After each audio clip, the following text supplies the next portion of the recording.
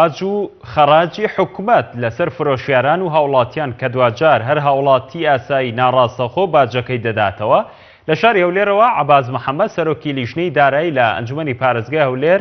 لە ئەسوودەکانمان لە شاری هەولێرەوە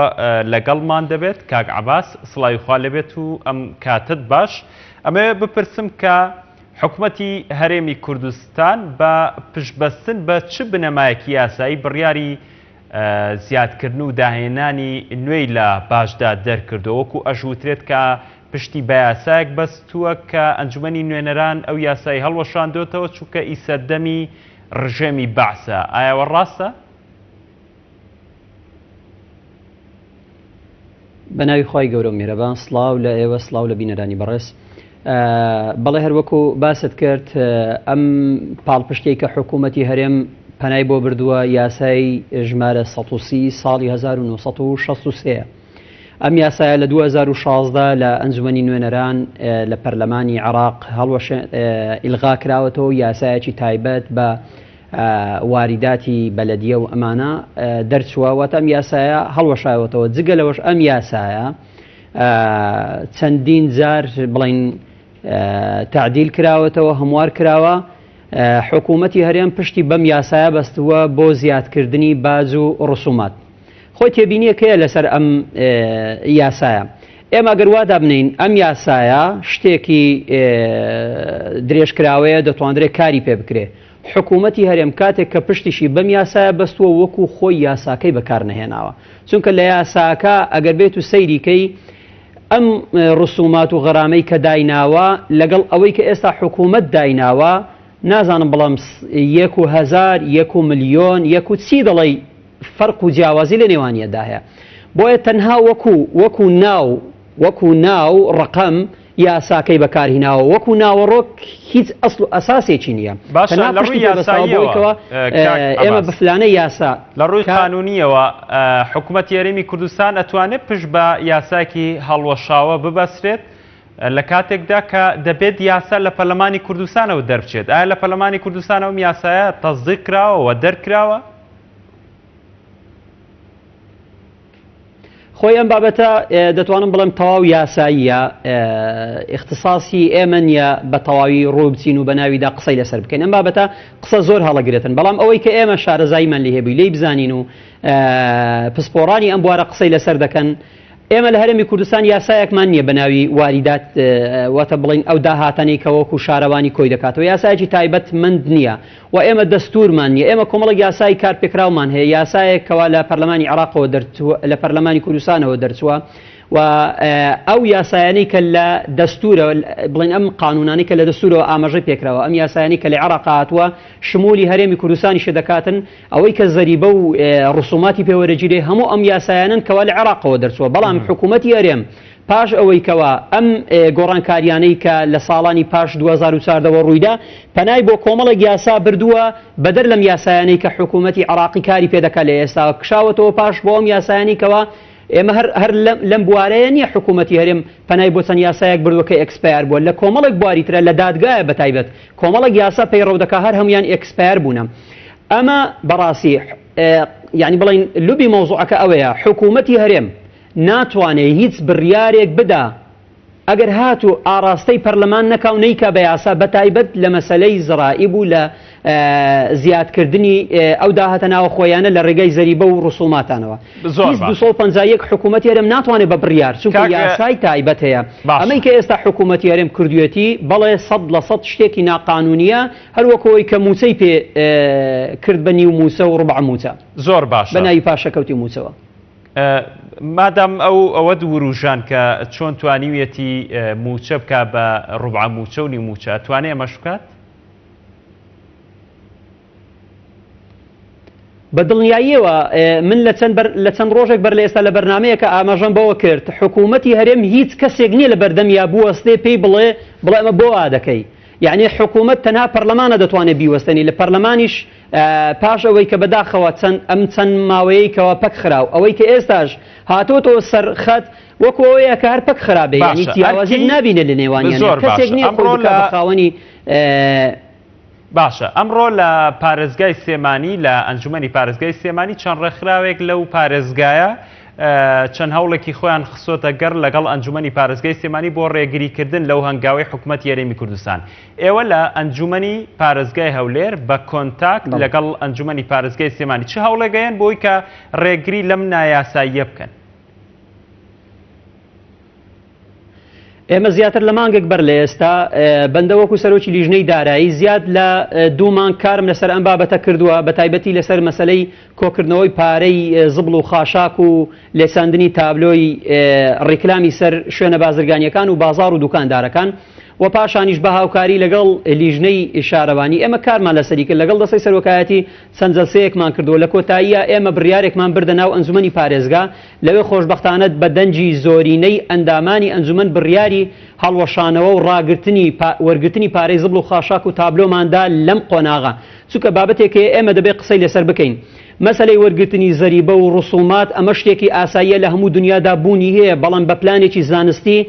لە هەموو دنیادا کاتێکەوە پارە لە هاوڵاتی دەسێنرێت بە هەر ناوێک ناوی لێدەندرێت لە غەرامە لەو سەریەوە کە لە هەمیانەوە بەرزترە بە ناوی ڕسومات و زەریبەوە لە خوارەوەتر هەر یەکێکی لەمانە وەری دەگری لە پێناو خزمەتی دووبارە هاوڵاتیدایە، واتە کاتێکەوە هاوڵاتیەک عقوبە دەدرێت غەرامەی لێ دەسێنرێت هەر لە پێناو خزمەتی هاوڵاتیەکەدایە. ئەمەی حکومەت لە پێناو چییە؟ ئەمەی حکومەت لە پێناو چییە عەباس؟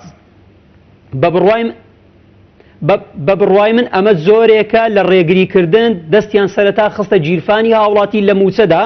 و پاشانیش ئێستا دەیخەنە سەر بازاڕی کەرتی تایبەت کە هاوڵاتی بۆ خۆی کاسبیەک دەکاتن، لەوێشا بۆی ناوەستن، لەوێشا کۆمەڵێک شت بەسەریادا دەسەپێنن. ئەمان دەیانەوێ بۆ ئەوەی بە هەموو شێوەیەک بیسەلمێنن تەنها لە پێناومانەوەی خۆیان داهات زیادکەن، چونکە ئەمانەی کە لە ڕابردووە لە ژێردەستیاندا بووە لە فرۆشتنی نەوت لە کۆمەڵێک بازرگانی ترک کە کردویانە بە نایاسایی کە هیچ ئەسڵ و ئەساسێکی دیار نییە، کەس نازانێت داهاتەکانی بۆ چۆچووە، ئەمانیان ئێستا لەبەردەست نەماوە بۆ پەنا بۆ هەموو شتێکی تر دەبن بۆ ئەوەی داهاتی زیاتری پێ کۆبکەنەوە، بۆ ئەوەی بەڕاستی بەرامبەر ئەم هەموو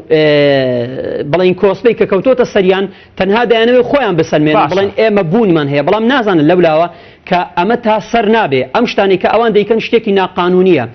ئێمە لە ئەنجومەنی پارێزگا بڕیارمان بۆی دەرکردەوە، بەڵام بەداخەوە حکوومەتی هەرێم گوێی بۆ بڕیارەکانی ئەنجومەنەکان ناگرێت. لە کاتێکە حەزەکەم ئەم دێرە بڵێم ئێستا کە لە هەرێمی کوردستانە ئەوەی شەرعیەتی هەبێ بە ناوی دەستگایەک ئەنجومەنی پارێزگاکانن، بۆیە دەبێت گوێیان بۆ بگیرێ بڕیارەکانی ئەمان بە هەند وەربگیرێ بۆ ئەوەی ئەمانیش دەسەڵاتیانە بەپێی یاسای ژمارە 3 لە پارێزگاکان دەتوانن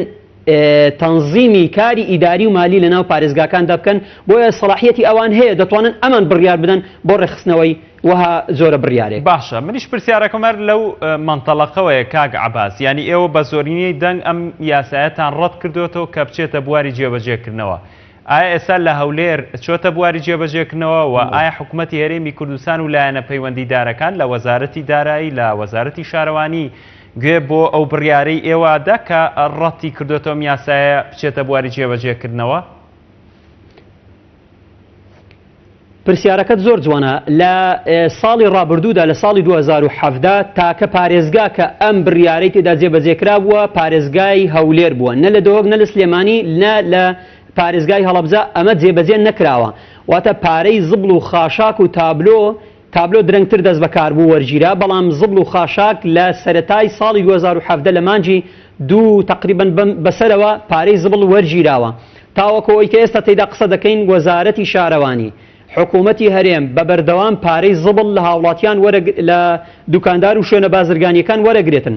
بەم چەند مانگەی کۆتاییە دەتوانم بڵێم زیاد لە 5 مانگە دەستی کردووە بە کۆکردنەوەی پارەی تابلۆش. ئێستا ئەگەر بەناو هەر شەقامێکی شوێنی بازرگانی و دوکان و ئەم زۆرە شوێنانەی پارێزگای هەولێر بڕۆی لە هەر دوکانێک دوکان تابلۆکانیان هێناوەتە خوارە. بەڕاستی ئەم شارە وێنەیەکی ئێجگا زۆر ناشیرنی پیشانداوە. خەڵک لە پێناو نەدانی پارە تابلۆ هەیە زیاد لە ملیۆنێک زیاد لە $1000 تەکلیف کردووە، بەڵام لی دەکاتەوە. ئەمە هەر هەموو تەکلیفە لەسەر ئەم هاوڵاتیە دەوەسێتن. یعنی چەندین دوکان دەبینی تابلۆکانی هاتۆتە خوارەوە بە شێوەیەکی زۆر ناشین مەنزەرەیەک بەسەر دوکانەکەی بەجێ ماوە بەس فی سەبیلی ئەوەی کەوا پارە نەدات بە حکوومەت لەبەرەوەی بازاڕەکەی ئەو بازاڕە نییە گوێی لەوە نەبێ ساڵانە هەرمەتری 40,000 دینار بدا بە حکوومەت و 15,000 و 20,000 بگرێت تا دەگاتە 200,000 پارەی زبڵ هەر شوێنێک بە شێوەیەکی زیاد دەیگرێتەوە 200,000 بدا بە زبڵ پاشان کارەبای شوێنی توزاری بۆ بە 3 قات پاشان ئاو پاشان یعنی ئەمانە بەڕاستی هەر هەمووی لە پێناو ئەوەیە کە هاوڵاتی لەم هەرێمی کوردستانەدا پەچی بکەوێت نەتوانێت کاسبی بکات نەتوانێت هەناسەیەک بداتن چونکە بەڕاستی حکوومەتی هەرێم دەستی برد لە بینەقاقای هاوڵاتی ناوە نەتەنها دەیەلێ لە شوێنی ڕسمی خۆی کە شوێنە کەرتە گشتیەکانە موچەی بەتەواوی پێدەدا و نەدەشێ لە بازاری ئازادە لە کەرتی تایبەتە بۆ خۆی بازار بکاتن و بۆ خۆی کاسبی بکاتن باشە کاک عەباس ئێستا بینەرەکانی ئێمە ئەیانەوێت وەڵامێک وەرگرن لەوەی کە ئایا ئەگەر هاوڵاتیانی هەرێمی کوردستان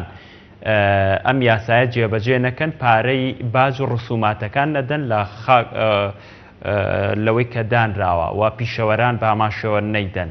ئایا حکوومەتی هەرێمی کوردستان هیچ ئیجراعاتێکی یاساییان بەرامبەر دەکات؟ پرسیارەکە زۆر جوانە ینی بەڕاستی ئێمەی هاوڵاتی دەبێ بۆ خۆمان حەلی ئەم مەوزوعە بکەین لەبەرەوەی بەتەمای حکوومەت بین حکوومەت گوێ بە هیچ کەسێک ناگرێن حکوومەتێک بێ بەنا قانونی دەست بخاتە موچەی خەڵکەوە دەتوانێت ئیجراعاتی خەڵکیش بکات بەنا قانونی بەڵام هۆشیاری لای تاچی ئێمە بەڕاستی زۆر زەعیفە لەوەی کە پەنا ناباتە بەردادگا هەر 251 لێرە لە هاوڵاتی وەرەگیری شتێکی ناقانونیە پەنابردنە بەردادگا دەتواندرێ بیباتەوە وەسکاڵە لەسەر حکوومەت بکە بەڵام بەداخەوە ئەگەر هاتووە هاوڵاتی لە حکوومەتیشی بردەوە بەڵام حکوومەت هەر بۆ خۆی گوێ بە هیچ کەسێک نادە دەسەڵاتی هەیە بە زۆر بە زەبر یعنی هەموو شتێک دەکاتن تەنانەت مەسەلەن ئێمە لە چەند مانجی ڕابردووە لەگەڵ قایمقام لەسەر خەت بووینە بەوەی کەەوە پۆلیسیان هێناوەتە سەر دوکان دوکاندارێک دەسەڵاتی چی بێ کاتێک کە پۆلیسێک چەند پۆلیسێک لە بەردەمی دوکانەکەی دەوەستێ دوکانەکە داخەین یا دەستگیرت بکەین یانەوە تێ پارەی زبڵەکە دەدەی 10,000 دینار یعنی بەڕاستی ئەو پەڕی شەرمە ئەو پەڕی عیبەیە چەند پۆلیسێک هەڵبکوتێتە سەر دوکانێک لە پێنا وەرگرتنی 10,000 دینار ئەم 10,000ش بۆ چێە بەڕاستی دەمەوێت ئەو حەقیقەتەش ڕوون بکەمەوە وەزیری شارەوانی یەکێکە لەم وەزارەتانەی کەەوە بەڕاستی ئەرکێکی زۆر و بارێکی زۆر قورسی خستۆتە سەر هاوڵاتیەک بار شقامێکدا دەڕۆن ئەگەر هات و دوو عارەبانە هاوڵاتیەکی بەسە زمان بۆ خۆی عارەبانەیەکی ڕاگرت بێ ئەگەر هات و 5 دقە سیارەکەی ئەو تاخیر بکاتن ڕاستەخۆ پەیوەندیەک بە قایمقانەوە کراوە کە ئەم عارەبانانە دەبێ فلانە شوێنە تێ هەڵبدرێن ئەگەر نا دەستگیریان بکەن ئەگەنا کۆمەڵێک لەم بابەتانە دنیایەکی ئیجراعات کراوە باشە بۆ زیاد لە 2 ساڵە بەڵێن بە هەرچی مۆزەفین و هاوڵاتیانی ئەم شارە دراوە کەوا بە هەرێمی کوردستان بە هەر هەمووی کەوا دێ زەوی دابەشەکە بە هاوڵاتیانەوە ئەمە شتێکە سوودی بۆ هاوڵاتیەیە من ئەو کاتیش وتم ئەمە تەنها هەڵخەڵەتاندنی خەڵکە 2 ساڵە تاوەکو ئێستا هیچ هەواڵێکی لێ نییە بەڵام ڕۆژانە دێ بڕیاری نوێ دەرەکاتن بەڕێز وەزیری شارەوانی دێ دەڵێتن ئێمە تەنها بڕێکی زۆر کەممان لە پارەی زبڵ کۆکردنەوەی هاوڵاتیان داناوە بۆ ماڵە تەنها 3,000 دینارە بەڵام ئەو جێی لێ نییە گیرفانی خۆی گەرمە لە کاتێکە نازانێت 3,000 دینار هەیە لەم شارەدا خانەوادەکەی دەمەوێت ئەم قسە بکەم لە کۆتاییە هاوڵاتی هەیە لەم هەرێمی کوردستانەدا لە ڕۆژێکە ژەمێک بە 3,000 دینار بەڕێ دەکات لای ئەو شتێکی زۆر بەسیتە بەڵام لای هاوڵاتیانی سادە شتێکی بەسیت نییە بۆیە بەڕاستی ئاخر قسە دەمەوێت ئەمە بکەم هاوڵاتیان کاسبکاران مۆزەفین هەرچی هەیە بە هیچ شێوەیەک بەدەمەوە نەچن بۆ ئەوەی پارەی زبڵ و خاشاک و تابلە و هەرچی شتێک کە زیاد کراوە بە ناوی ڕسومات نەیدەن لەبەرەوەی حکوومەت ئەگەر هات و هاوڵاتی بە یەک پارچە وەستایەوە بەرامبەر بڕیارەکانی ناتوانێت شتێک بەداخەوە خەڵک دەچێتە ژێر زۆر سپاس بۆ بەڕێز عەباس محەممەد سەرۆکی لیژنەی دارایی لە ئەنجومەنی پارێزگای هەولێر لە ستودەکانمان لە شاری هەولێرەوە کە وەڵامی پرسیارەکانت داینەوە زۆر سپاس.